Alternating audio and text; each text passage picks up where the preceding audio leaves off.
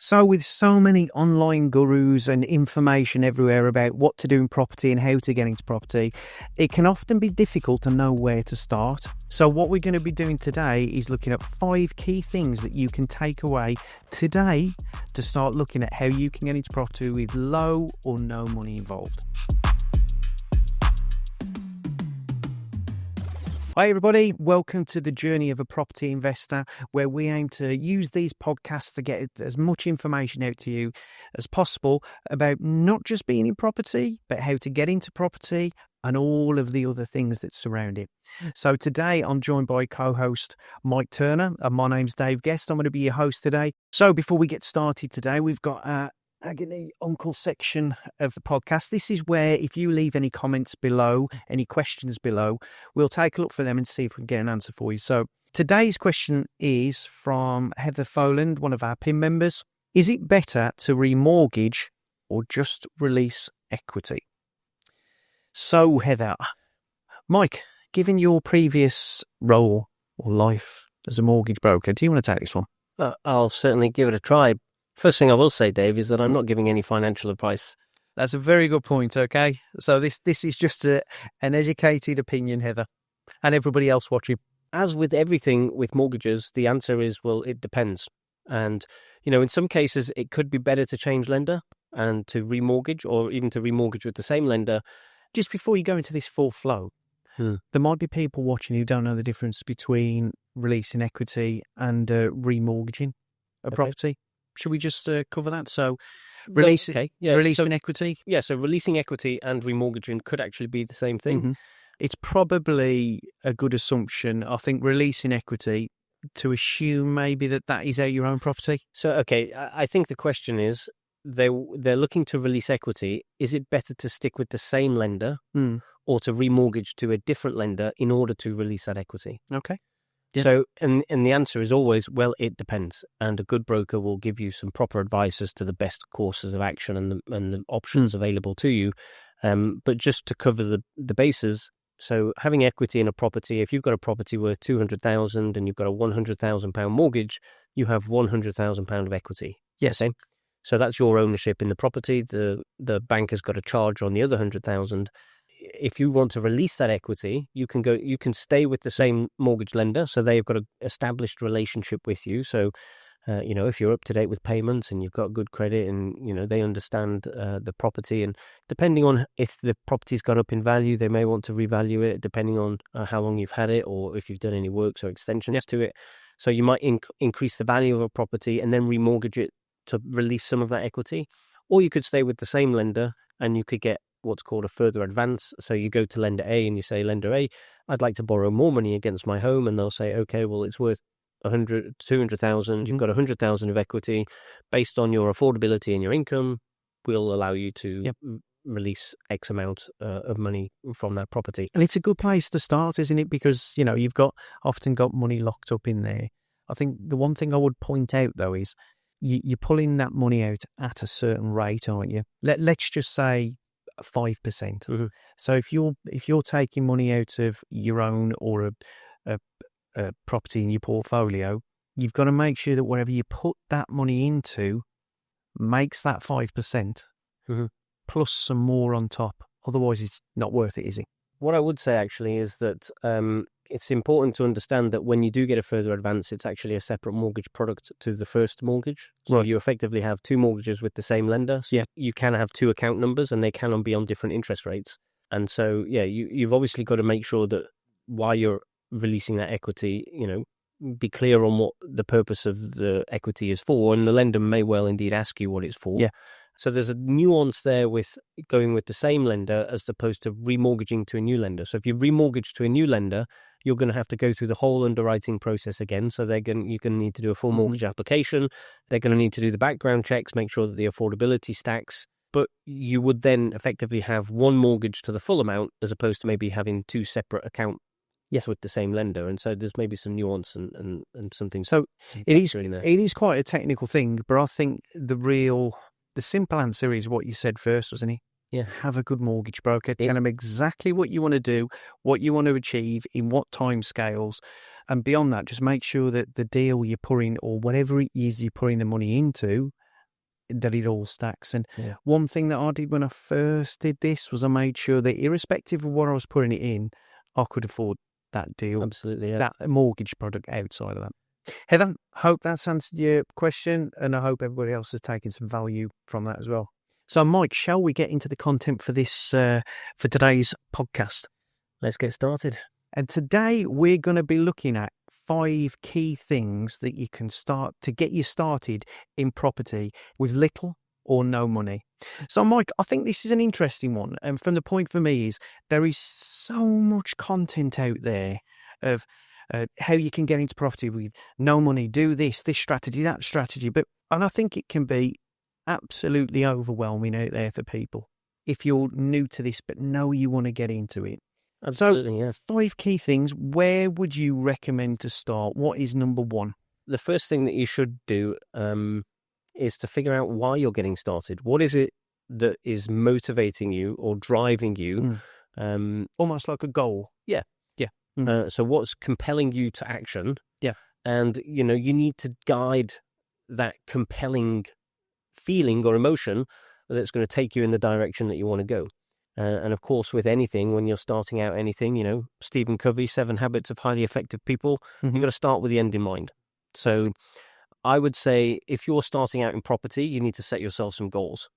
Why are you getting into property? What is it that you want to achieve using property or through property, in and around property? What is the end goal? Is it capital growth? Is it equity? Is it cash flow? And then set some goals. So where do you want to be in 12 months, 3 years, 5 years? And then work backwards. So what actions do I need to take today in order to help me get there? And then not only do you have to set those goals, but you have to want those goals more than anything else in the world. It's very powerful to have a strong reason why, isn't it? Because as we know, when things get tough, and they absolutely will in property, because you often get that first deal and then you've just got a different set of problems, haven't you, really? And it is tough. It is tough. So having that reason why to go, I can get through this because I'm doing it for that. Mm-hmm. That's equally as important as what you said, Stephen Covey, that start with the end in mind. That's your clarity, isn't it? That. Yeah, you've got clarity, and absolutely you need that compelling reason why. And it reminds me of a story I once heard. I don't know where the origins of the story is, but it's about a dad trying to teach his son success. So he took a bucket out into the garden and he filled it with water and he put some apples in and he did some apple dunking. So the son did it, and it took him a little bit of time to get used to it and to get some leverage on the apple and bite into it and pull it out. And sure enough, he did it. And then the dad said, "Now go again, do it again."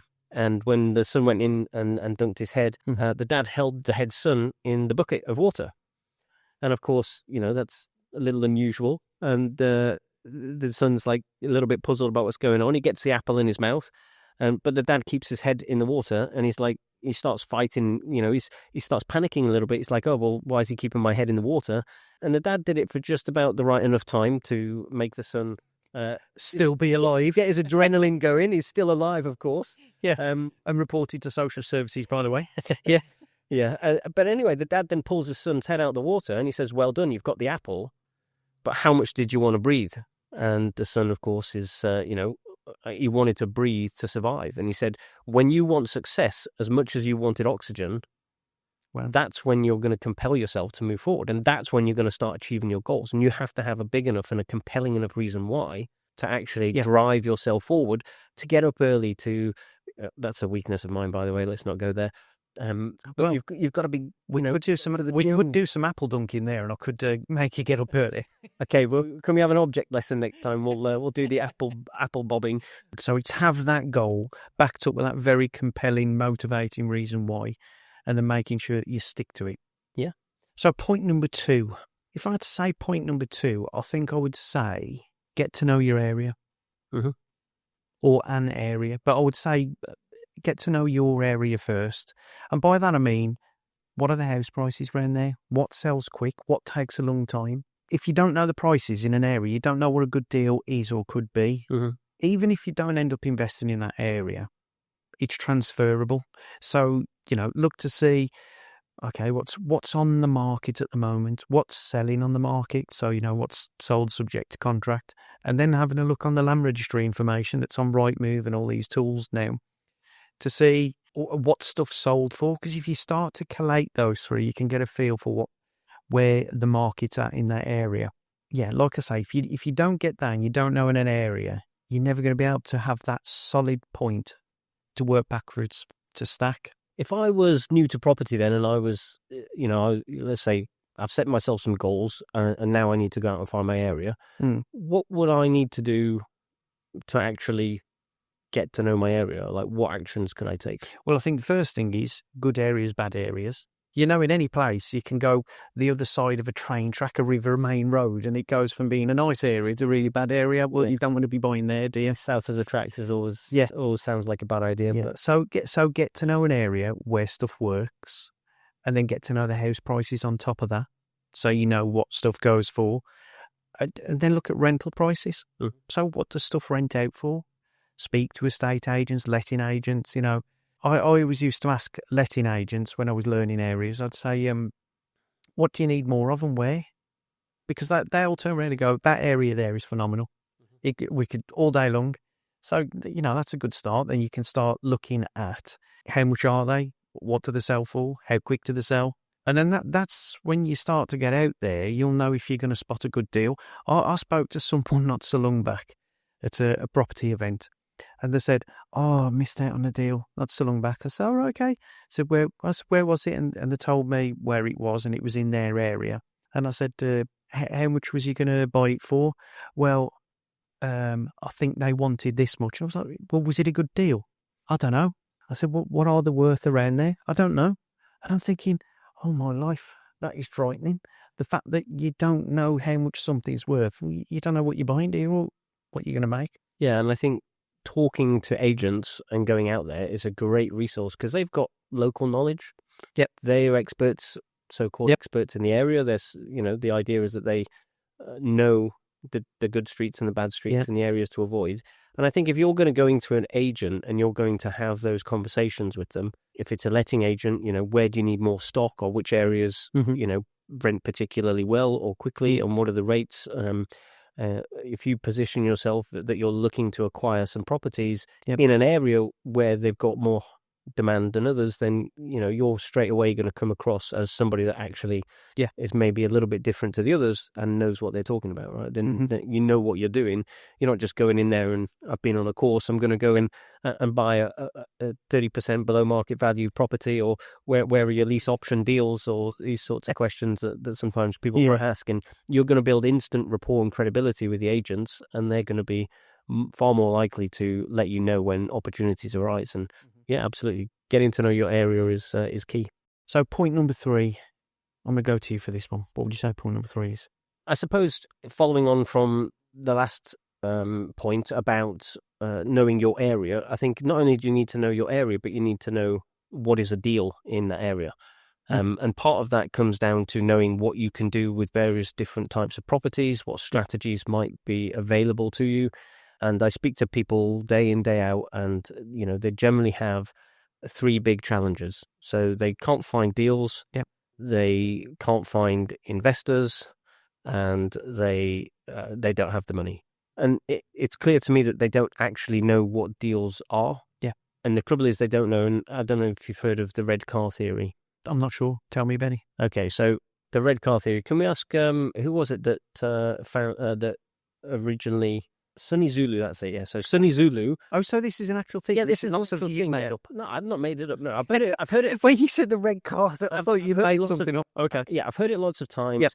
But it's really about mindset, and about when you set yourself some goals and you know what you're looking for, opportunities start to present themselves. Okay, so, yes. And the reason they call it the red car theory is because if I said to you, Dave, how many red cars did you see on the way into the studio today?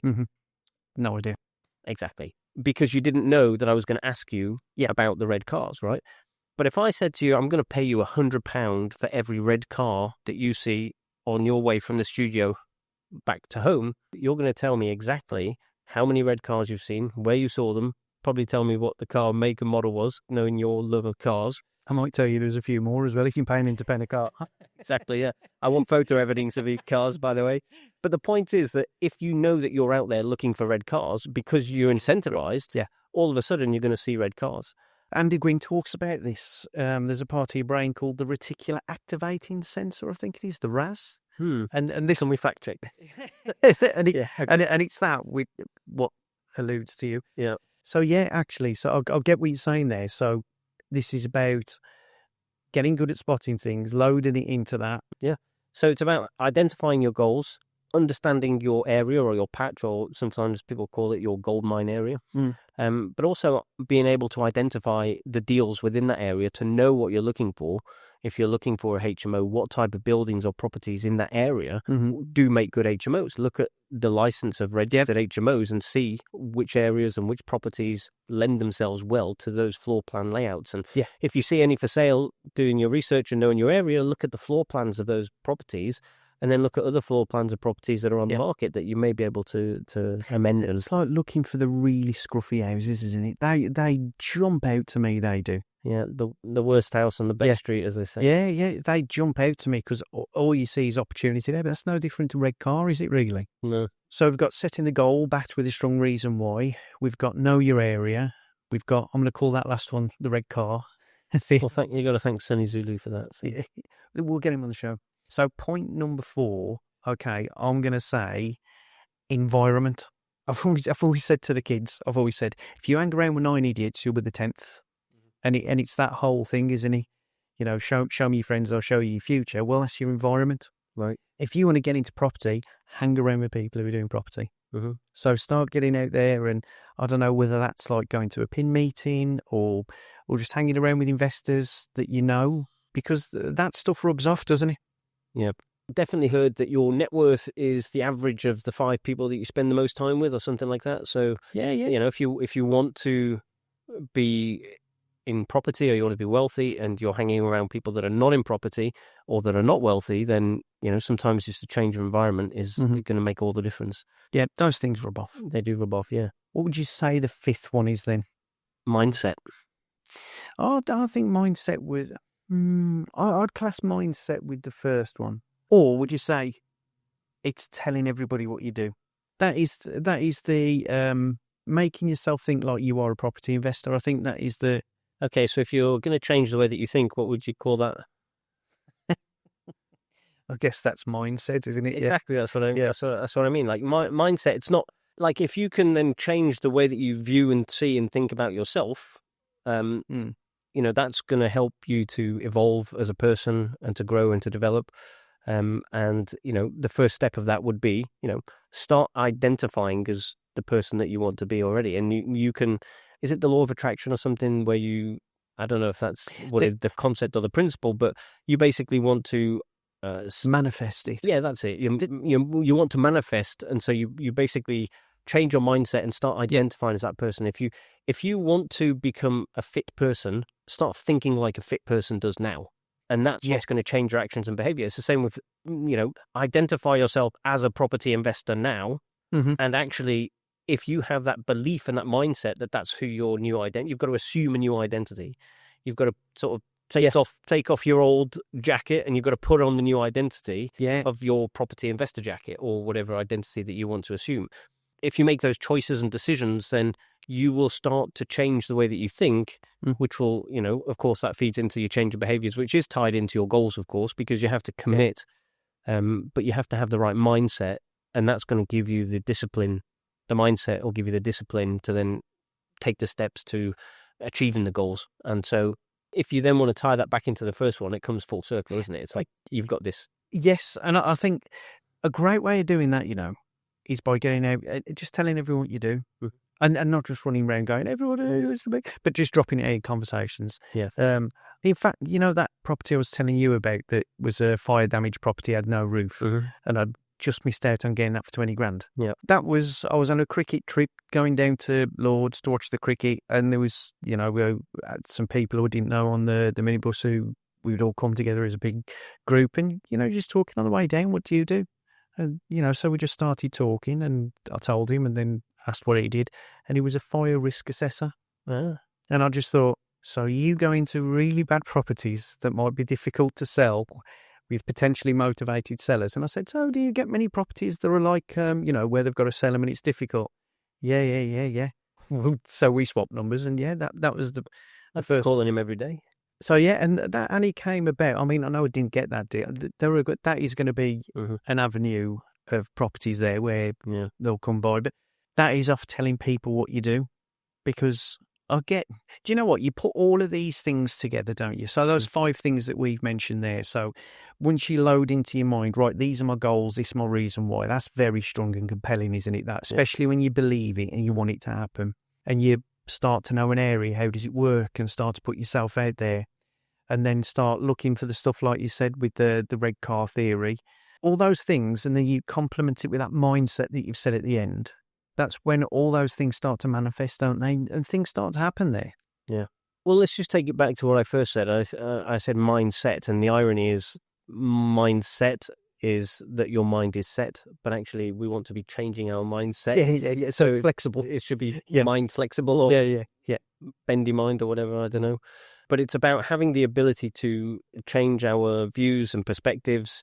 And yes, sort of coming back to the manifesting point, it's about assuming the identity of who and what you want to be, whether it's a property investor, whether it's a bodybuilder, whether it's, look at Arnold Schwarzenegger and how he's manifested things in his life. He wanted to be a world champion weightlifter. He wanted to be a top Hollywood actor. He wanted to be governor of California, and he achieved all of those things. Very different skill sets. Complete, But he manifested every single one of them. So he started again with the end in mind, and then he had the right discipline and activity and the mindset to overcome any obstacles and challenges that pushed him forward every step of the way until he'd achieved. And then obviously he'd achieved those goals. He'd become who he wanted to become, and then he looked for other opportunities. And credible example of different skill sets being manifested, just through sheer will, discipline, determination, etc.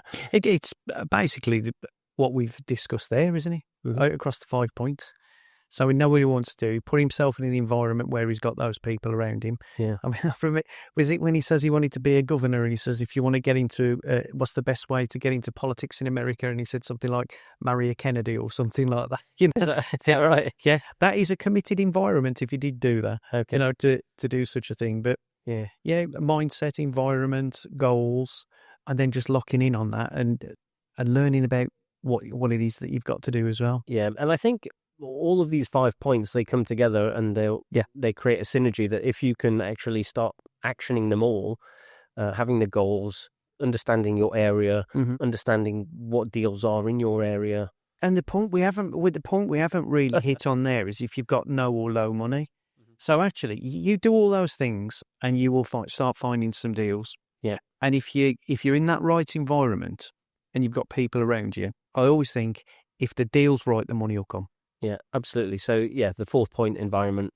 The 5th point is the mindset. Yeah. And as you say, those are all of those. None of those things are going to cost you any money, but they're things that anybody can start acting on and putting a plan of action in place. So even if you follow those 5 points throughout and you start implementing them today, and start manifesting and setting goals and talking to agents and going and viewing properties and doing things in your area, then you can start making some incredible progress as a property investor. And I think one of the things I wanted to say about identifying as a property investor, I speak to a lot of people and I say, where are you on your journey? And they say, I'm a deal sourcer. As a deal sourcer, I don't think they should identify as a deal sourcer. Like, for credibility, just say I'm a property investor. If you are a deal sourcer, you just sell the deals that you don't want to keep, or they're not in your area, or they're not your strategy, and you're finding more opportunities than you can handle yourself, and so you're looking to partner with other investors, and maybe you can find some joint venture partners to work with, and you don't actually have to sell those deals. You can stay involved and actually start building up a portfolio, either with private investors or with joint ventures, various different other structures. And so I think identifying as a property investor is going to change your whole outlook on building and growing your property portfolio. You're not just going to say, I've found a deal, now I'm going to sell it. Because property investors don't sell their deals. They keep them. Yes. Like their exit strategy is death.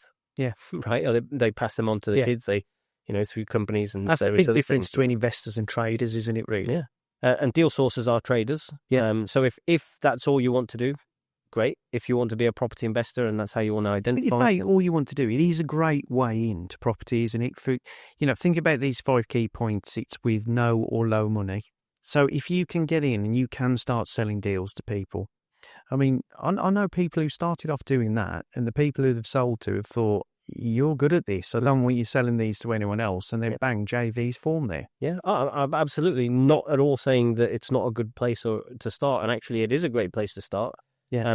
So anybody that knows my background that's how I started, right? So I was sourcing and finding deals, but I wasn't finding deals because I wanted to find them and sell them. I was finding deals because I wanted to find deals that I could make work for myself.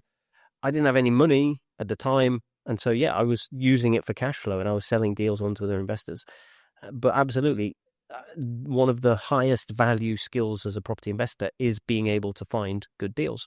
Mm-hmm. Whether you've got loads of money or no money, get good at finding deals. We've mentioned Arnold Schwarzenegger, actually. Yeah. His book's called Be Useful. Okay.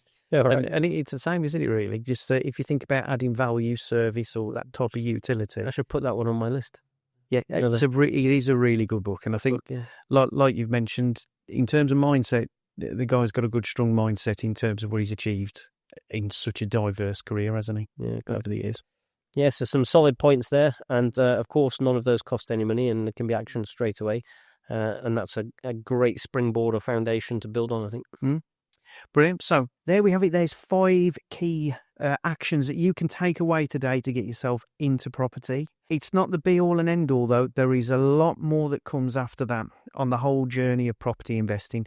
These will get you started, but that's when you find other things that you've got to be able to see how you surmount those future challenges. So if you found that useful, then please follow us on Apple, YouTube and Spotify. If there's a question you want us to answer in the future, then please leave it below in the comments and we'll see if we can get that included in a future episode. And remember, folks, it's not the destination, it's the journey.